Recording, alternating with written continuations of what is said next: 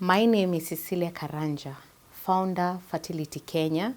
I'm a mother, I'm a wife.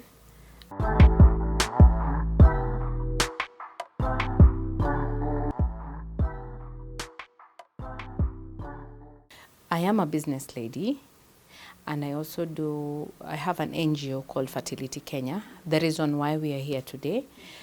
Fertility Kenya deals with persons struggling with infertility. So basically what we do is that people come to us, they register as Fertility Kenya members. The registration is just 2,500. Then we give them a membership card. So once they're members, they are able to access most of the hospitals with the card without paying any consultation. So normally it's free to see a gynae.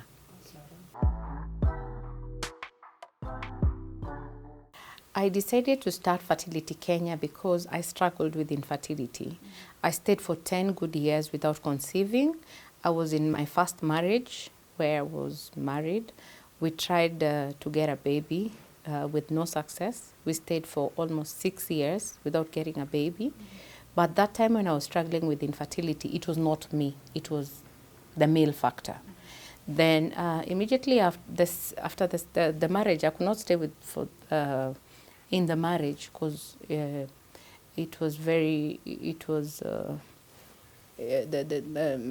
my partner then was very brutal. He used to be very violent on me.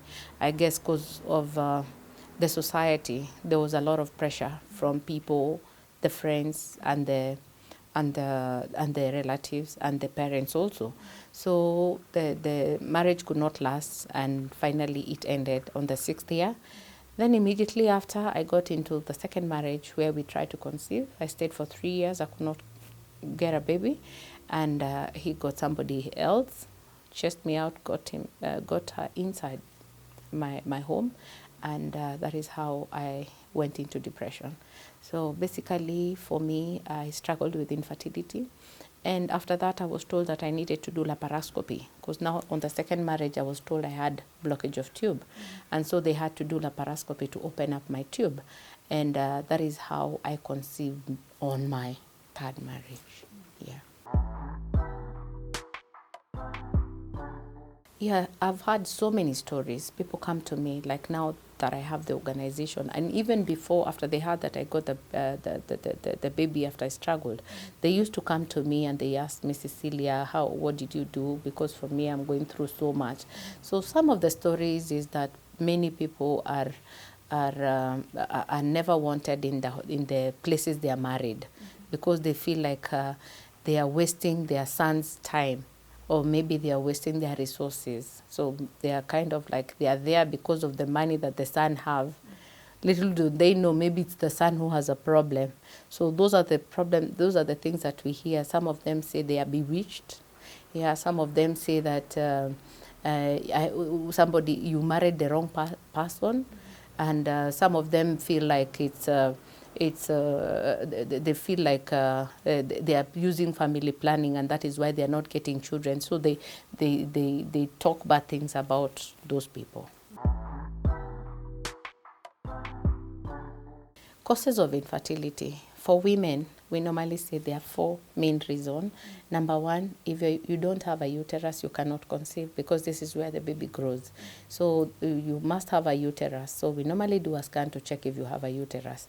The other thing is the tubes. Fertilization takes place in the tube. So the egg meet the sperm at the tube. So if the tube is blocked, like 80% of people struggling with infertility, you'll find the cause is blockage of tube.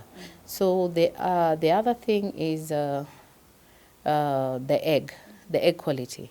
If your egg quality is not right, then you can never conceive, because the quality is not good. So it can never mature to be an embryo. The other thing is the hormonal. Yeah, so you need to do a hormonal analysis to determine if you have a problem or you don't have a problem. For men, it's very easy. We just do a semen analysis. We analyze on the quality of the sperm, how it looks. It's supposed to be a head and a tail. Then the number 2 thing is the quantity. It's supposed to be 20 million and above. So if it is less than 20 million, then it means that it cannot be able to, it's not enough for fertilization. Number 3, the other thing that we check is the motility, how it is swimming. So if it is not swimming, it's supposed to be around 40%. So if it is not swimming the right way, then it's not the right one. Some of them are sluggish, some of them don't even move. So you might feel they are releasing the sperm, but it's not going anywhere. So those are the causes of infertility. I normally tell people that infertility is not a death sentence, as in you can get a baby, as in you have to get a baby, because there are those solutions that you personally can carry a baby, or maybe you could adopt a baby. So the solution of you getting a baby is, number 1, if you don't have a uterus, then you can do surrogacy. Somebody else can carry for you your baby. Yeah. The other thing is, if you don't have, maybe egg quality is low, you can take medication. If you have hormonal imbalance, you can take medication. So all these things, if the semen is not good, they can take medication to boost the quality. So the other thing is that if for example, you have a blockage of tube, there are only two ways about it.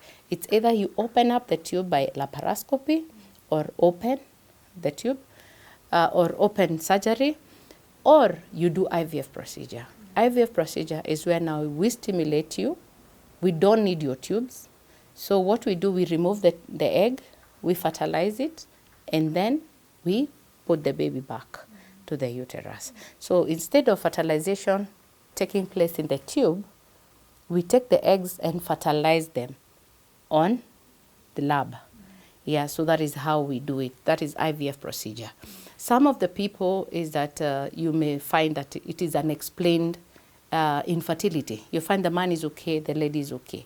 So there's this other procedure that we say, it's called IUI procedure. IUI procedure is whereby now, when instead of you just have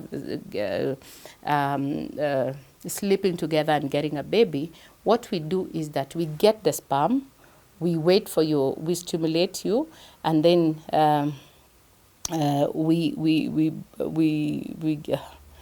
do what? Iyo injection inaitangwaje? A trigger injection.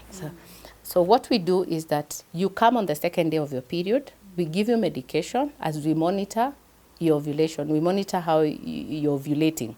So on the 10th or 11th day, we do a trigger injection. The trigger injection is where now we release the egg.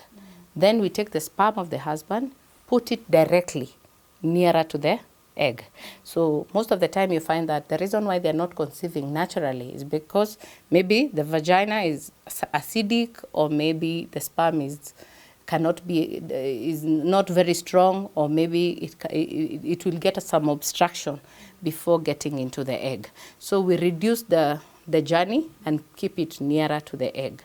So we find that if you find that people who've stayed for even 10 years without conceiving and they don't have a lot of problem, when we do the IUI procedure, they normally conceive. I think emotionally, it's draining. I really don't know how to explain to you, but the emotional part of it is that this person he feels like he's not worth, or she feels like she's not worth the society. She feels like she's a reject to the society. This is something that can even lead to depression. You find so many people want to be suicidal. Most of them don't want to be near people. They just want to live their own life. So those are the things that you find people are going emotionally. The other thing is physically, of course, you're physically drained. You don't want to take care of yourself. You're just there. You don't live. And also financially, it's a little bit expensive. Let me say it's very expensive. Treatment of infertility is extremely expensive. And that is why we are finding there's a lot of stigma, because if we are to do the IVF procedure, it's almost like $500,000. At times it goes to over $1 million shillings, depending on the procedure. If we talk about surrogacy, for example, if you don't have a uterus, we're talking of like a 1.5 million, whereby you cannot be able to just do the procedure of surrogacy. When we come to laparoscopy, where we say we are doing the surgery, at least right now we can say that NHIF is helping us. It's around 250, but NHIF is paying around 130. So you're left with 130. So for somebody who doesn't work, or maybe a mama mboga out there cannot afford to do the tests and to do the procedure, so they are left to the society to just laugh at them and just mock them. So that is why you find so many people are living in a lot of stigma and are not able to just come out boldly. Like today in the morning, I had somebody who just came to me and she just poured down and she was crying. She saw me and she thought that now I've come, I'm getting my baby, and she was crying. And then she was telling me, now, Cecilia, I'm at my end. I just need to go. I need to die. I don't want to live anymore. If I'm not getting this baby, I'm dying, you know. So they live to that point that they don't value life anymore. So because of the cost of treatment. And that is why we are asking the NHIF, because NHIF is covering civil servants, insurance companies, they're covering IVF procedure for people who are employed. Why can't they incorporate? They would rather tell us to pay for those insurances so that they can cover us. We're really making talks with them so that they can consider people going through infertility. Because why would you want to pay for somebody who's working and neglect somebody who's not working? So are really on the negotiation to see if they're able to just get covered, even if it's the minimum, the test, the medication, and maybe the IVF procedure. I think you cannot be able to overcome this until you get your child. Yeah, but the thing that kept me going is I knew that time when I was struggling, we are talking over like almost 12 years ago, I knew that even if I don't get a child, I didn't know that IVF procedure was here in the country. So I knew if I don't get it, I'm going to go to South Africa and get my child, because I had somebody in South Africa who had told me that they do IVF procedure and it was just around 80,000. So I was saving so that I could go for the IVF procedure. And that is why I always encourage people, at least now that procedure is here in the country. You don't need to be depressed. There is a solution. That person who's laughing at you tomorrow will be embarrassed because they will see you with a child. So that should be the motivating factor for these people who are struggling with infertility. They need to know that there's a solution. It is not a death sentence. You need to come out. I always tell them every time, just come out. Maybe God just wants you to come and meet me, and then I'll give you a solution. You understand what I'm saying? So yeah, for me, I know they don't need to be in depression. They just need to come out and come to me, and then I'll show them the way. Yeah, I always tell people, I always talk to them, and I will talk to you.